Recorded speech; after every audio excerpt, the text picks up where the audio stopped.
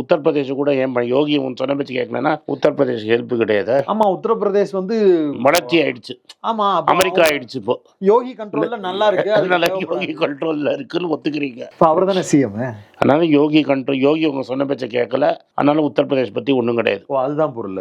அதுதான் பொருள். இப்போ ஒரு 10 நாளா எல்லா யூடியூப்லயும் என்ன வந்துட்டு இருக்கு, ஹிந்தி யூடியூப்ல யோகிக்கும் மோடிக்கும் ப்ராப்ளம். யூடியூப்ல 1000 சொல்லுவாங்க, உண்மை அதுதானே. எல்லா வீடியோலையும் என்ன ஹிந்தி, அதாவது கூஜா தூக்குற டிவியே சொல்ல ஆரம்பிச்சிருச்சுல்ல. அமித்ஷா சொல்லாம இந்தியா டுடே பேசிடுவாங்களா?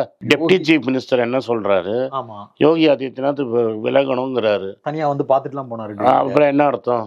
உள்ளுக்குள்ள ஏதோ உள்கட்சி பூசல் இருக்கு. இப்ப கன்வர்னு ஒரு ரேலி இருக்கு. அந்த ரேலியில வந்து கடையில இருக்கிறவன் தான் முஸ்லீம் எல்லாம் பேர் போடணும்னு சொன்னது என்னது? அப்படியே முஸ்லீம் பேர்னா தெரிஞ்சிரும்ன்றது. அதெல்லாம் தான் இந்த 10 எலெக்ஷனுக்கு வேலை செய்யறது. பணம் நண்படிகள்லாம் வந்து நண்பர்களுக்கு. ஹிந்து ஓட்டு போடுறவனுக்கு ராமர் கோவிலும் இஸ்லாமியர் அடிக்கிறதும் தான்.